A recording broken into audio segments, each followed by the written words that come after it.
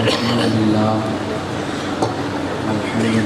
رب العالمين والعاقبة للمتقين والصلاة والسلام على سيد الأنبياء والمرسلين أما بعد فأعوذ بالله من الشيطان الرجيم بسم الله الرحمن الرحيم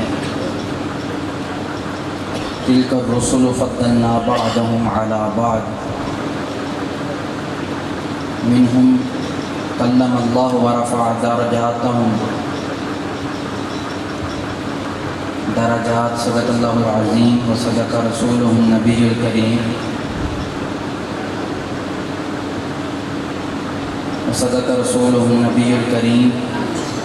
قال اللہ تبارک و تعالی فی القرآن المجید ان اللہ وملائکتہ یصلون علی النبی یا ایھا الذین آمنوا صلوا علیہ وسلموا تسلیما الصلاۃ والسلام علیک یا سیدی یا رسول اللہ وعلی آلک واصحابک یا سیدی یا حبیب اللہ۔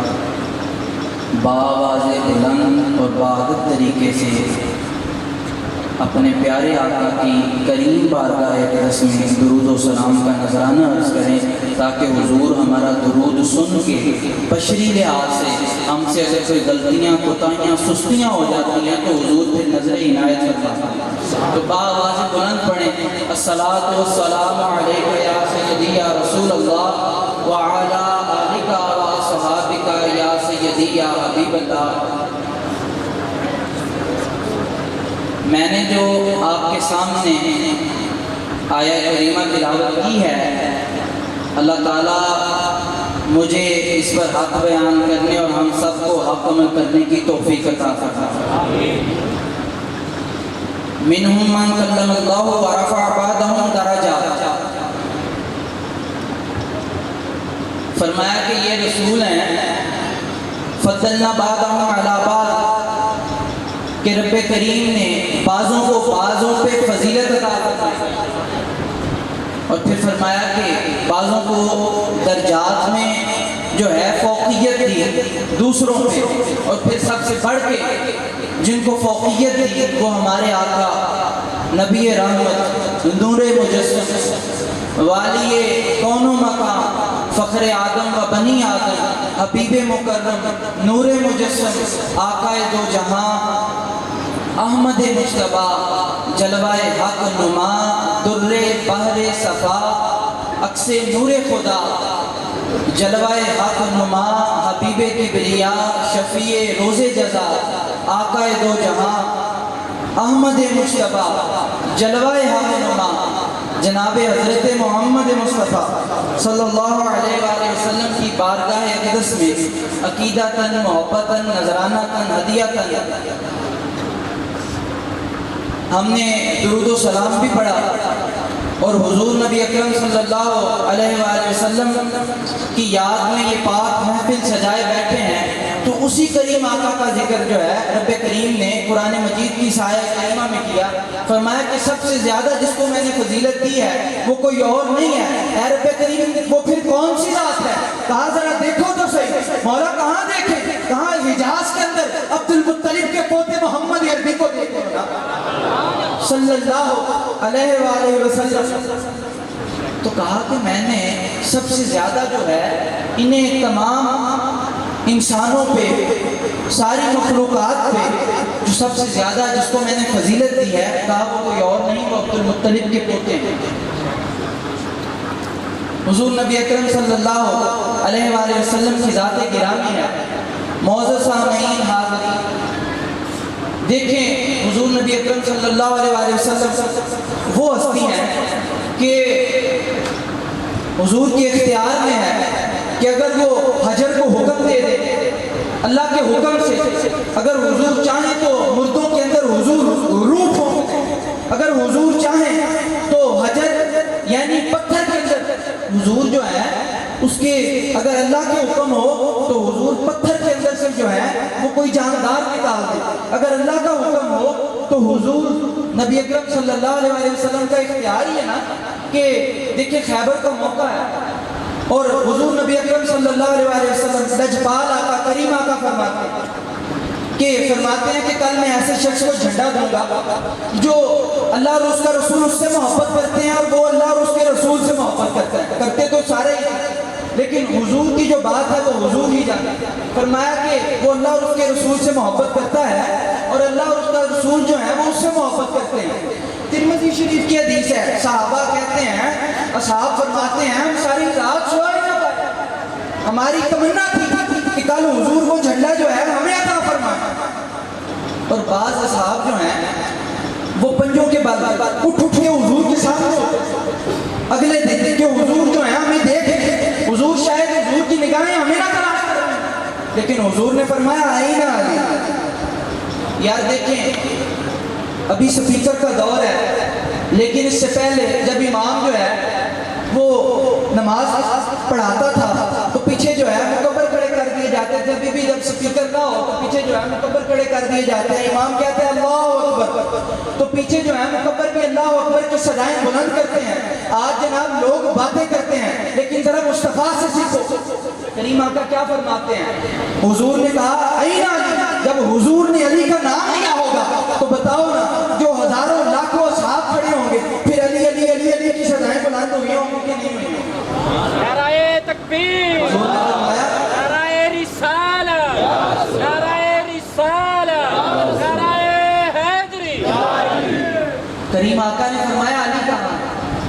حضرت علی جو ہیں بارگاہ مصطفی میں حاضر ہوئے تو عرض کی حضور میری آنکھوں میں اشوب ہے، آنکھیں دکھ رہی ہیں، تکلیف ہو رہی ہے، درد ہے۔ تو حضور نے اپنا لعاب دہن جو ہے حضرت علی کی آنکھوں میں لگایا۔ قربان جاؤں حضرت علی، کہتے ہیں دیکھتا تو میں پہلے بھی تھا، لیکن جب حضور کے وہ لعاب لگا، تھوک مبارک لگا تو حضرت علی کہتے ہیں میری اس پہلے والی نگاہ سے بھی نگاہ زیادہ تیز ہو گئی۔ جناب آنکھیں ٹھیک کرنے والا تو اللہ ہی ہے، پتھروں کے اندر سے پانی نکالنے والا تو اللہ ہی ہے، لیکن رب فرماتا ہے موسیٰ پتھر پر ایسا ہاتھ ماریں گے پانی آپ کا رب نکال دے گا۔ اے محبوب، اے حبیب، علی کی آنکھوں پہ تھوک آپ لگائیں گے، آنکھیں جو ہے وہ آپ کا رب ٹھیک کر دے گا۔ جناب ہم تمہیں قرآن بتا رہے ہیں، قرآن کیا کہتا ہے، حضور کی احادیث کیا بتاتی ہیں، رب کیا فرماتا ہے؟ رب کہتا ہے میں ڈائریکٹ نہیں ملتا، فرماتا ہے کہ اگر تم نے میری طرف وسیلہ تلاش کرو گے تو مجھ تک پہنچ پاؤ گے۔ تو دوستو دیکھیں ایک تار بھی ہوتی ہے، تو میں موضوع سے کہیں ہٹ نہ جاؤں، لیکن بات کرنے کا مقصد بات جو ہے ہمارے بزرگ فرماتے ہیں جب زبان پہ آ جائے تو کر دینا چاہیے۔ اولیاء اللہ اور جو اللہ کے نبی ہیں ان کے بغیر جو ہے اللہ تک انسان نہیں پہنچ سکتا۔ ہمارے بزرگ فرماتے ہیں کہ اللہ تک پہنچنے کے لیے پہلے حضور کے قدموں تک پہنچنا پڑے گا۔ حضور کے قدموں تک پہنچنے کے لیے بھی کچھ منزلیں ہیں، منازل ہیں۔ تو معزز سامعین حاضرین، وہ ایک حدیث مبارکہ میرے ذہن میں گردش کر رہی ہے کہ حضرت حذیفہ کہتے ہیں میں جب گھر گیا تو میری والدہ نے پوچھا مجھے یہ بتا کہ حضور کی بارگاہ میں حاضر ہونے کا تیرا کیا معمول ہے؟ تو میں نے عرض کی اے والدہ کافی دن ہو گئے ہیں میں حاضر نہیں ہو پایا۔ تو کہتے ہیں میری والدہ مجھ سے ناراض ہوئی، کہتے ہیں کہ میں نے کہا مجھے اجازت دیں میں حضور کی بارگاہ میں حاضر ہوتا ہوں، اپنے لیے بھی دعا کرواتا ہوں اور آپ کے لیے بھی دعا کرواتا ہوں۔ کہتے ہیں والدہ نے اجازت دی، میں کریم آقا کی کریم بارگاہ میں گیا تو کہتے ہیں حضور نماز مغرب جو ہے وہ ادا کرا رہے تھے، میں نے بھی جا کے شامل ہو گیا۔ نماز مغرب جو ہے حضور کے ساتھ میں نے ادا کی، پھر حضور نے نفل پڑھنے کے بعد پھر حضور نے وہیں نماز عشاء ادا کی۔ کہتے ہیں نماز عشاء جب حضور نے پڑھ لی تو حضور اپنے کاشانے کی طرف چل پڑے۔ کہتے ہیں میں بھی نا دھیمے دھیمے حضور کے پیچھے پیچھے چل پڑا تو حضور نے پیچھے مڑ کے نہیں دیکھا۔ حضور نے فرمایا فقالا، فرمایا مانا کون ہے؟ فرمایا مڑ کے نہیں دیکھا، فرمایا کون ہے؟ پھر ساتھ ہی فرمایا حذیفہ تو حذیفہ ہے۔ کہتے ہیں میں حیران کا حیران، حضور نے رخ موڑا بھی نہیں، پوچھا بھی ہے اور فرما بھی دیا کون ہے، اور پھر فرمایا حذیفہ ہے۔ پھر فرمایا مانا حاجتک کا، اے حذیفہ تیری کیا حاجت ہے؟ غفر اللہ لک ولی امک، اے حذیفہ کس لیے آیا ہے؟ اللہ تجھے بخشے، تیری ماں کی مغفرت کرے۔ اے حذیفہ بتا کس کام سے آیا ہے؟ یار بندہ پریشان نہیں ہو جاتا جب کسی کریم کی کریم بارگاہ میں بندہ جائے اور ذہن میں کوئی سوال جو ہے ترتیب دیا ہو، میں جاؤں گا اتنی بڑی بارگاہ میں جانا ہے اور جا کے یہ پوچھوں گا یا یہ عرض کروں گا، وہ پوچھیں اور خود ہی فرما دیں کہ اے حذیفہ کس لیے آیا؟ اللہ تجھے بخشے، تیری ماں کی بخشش کرے۔ کہتے ہیں کہ میں چپ کر کہوں تو کہوں کیا؟ پھر حدیث کے جو اگلے الفاظ ہیں، یہ جو میں نے حدیث کریمہ آپ کی بارگاہ میں آپ کو جو سنائی ہے، آپ کی خدمت میں عرض کیا ہے، یہ سنانے کا مقصد یہ ہے کہ یہ حضور ہی کا اختیار ہے، مڑ کے دیکھتے نہیں ہیں۔ بندہ گھر سے نکلتا ہے، حضور پہلے اس کی جو ہے تمنا جانچ لیتے ہیں کہ اس کے من کے اندر کیا بات ہے۔ اگلے الفاظ یہ ہیں کہ پھر حضور نے حضرت حذیفہ کو فرمایا، حذیفہ میرے پاس ابھی ایک فرشتہ آیا ہے، اس نے مجھے بتایا ہے کہ آپ کو مبارک ہو، آپ کے دونوں شہزادے حسنین جو ہیں یہ جنتی جوانوں کے سردار ہیں، اور آپ کی شہزادی سیدہ جو ہیں وہ سیدہ نساء العالمین جو ہیں وہ تمام جنتی عورتوں کی سردار ہیں۔ تو معزز سامعین، یہ حضور ہی کا اختیار ہے۔ بروز معاشر جب نفسا نفسی کا عالم ہوگا، کوئی کسی کی بات نہیں پوچھے گا، ماں بیٹوں کو نہیں جانے گی اور بیٹے ماں کو نہیں جانیں گے، اتنی محبت کرنے والی والدہ بھائی بھائی کو نہیں جانے گا۔ اس وقت ان لحظوں کے اندر، ان لمحوں کے اندر لوگ جو ہیں حضرت آدم کے پاس حاضر ہوں گے اور کہیں گے کہ رب سے ہماری شفاعت کروائیے۔ وہ کہیں گے کہ رب جو ہے بڑے جلال میں ہے، میں کچھ نہیں کر سکتا، جاؤ کسی اور کے پاس چلے جاؤ۔ لوگ جو ہیں پھر جائیں گے حضرت نوح علیہ السلام کی بارگاہ میں، حضرت داؤد علیہ السلام کی بارگاہ میں، اسی طرح لوگ حضرت موسیٰ علیہ السلام کی بارگاہ میں جب پہنچیں گے تو حضرت موسیٰ کہیں گے کہ جاؤ حضرت عیسیٰ کی بارگاہ میں جاؤ۔ عیسیٰ کہیں گے کہ میں کچھ نہیں کر سکتا، وہ سامنے نورانی چہرے والا جو آقا تمہیں نظر آ رہا ہے وہ آج جو ہے سب کی وہی بخشش کروائے گا۔ سارے پھر حضور کی بارگاہ میں حاضر ہو جائیں گے، لجپال آقا بیٹھے ہوں گے اور پھر سارے حاضر ہوں گے اور کہیں گے آپ خاتم النبیین ہیں، آپ آخری نبی ہیں، آپ ہمارے آقا ہیں، ہماری بخشش کے چاہیے۔ تو حضور عرش کے سائے کے نیچے سجدہ ریز ہو جائیں گے، تو رب فرمائے گا ارفع راسک، اے محبوب اپنا سر انور جو ہے اٹھا لیجیے، واشفا تو شفا، محبوب آپ نے فرما دیا تاکہ ان لوگوں کی شفاعت کی جائے۔ جناب ایک بزرگ فرماتے ہیں، ایک ہوتا ہے وکیل جو وکالت کرتا ہے، ایک ہوتا ہے شفیع جو شفاعت کرتا ہے۔ تصوف کی دنیا کے اندر جو ہمارے بزرگ ہمیں بتاتے ہیں، وکیل جو ہے وکالت یہ کرتا ہے کہ یہ جج صاحب اس سے غلطی نہیں ہوئی، یہ بے گناہ ہے، اس پہ الزام لگایا جا رہا ہے، جج صاحب اسے معاف کر دیا جائے۔ لیکن شفیع اسے کہتے ہیں جو کہتا ہے کہ اس سے غلطی بھی ہوئی ہوگی، اسے کوتاہی بھی ہو گئی ہوگی جانے انجانے میں، لیکن اے مولا اس کو نہ دیکھا جائے بلکہ ہمارا آنا دیکھا جائے۔ وہ کہتے ہیں نا پیش حق مجدہ شفاعت کا سناتے جائیں گے، آپ روتے جائیں گے اور ہم کو ہنساتے جائیں گے، اور وسعتیں دی ہیں خدا نے دامن محبوب کو، جرم کھلتے جائیں گے اور آپ چھپاتے جائیں گے۔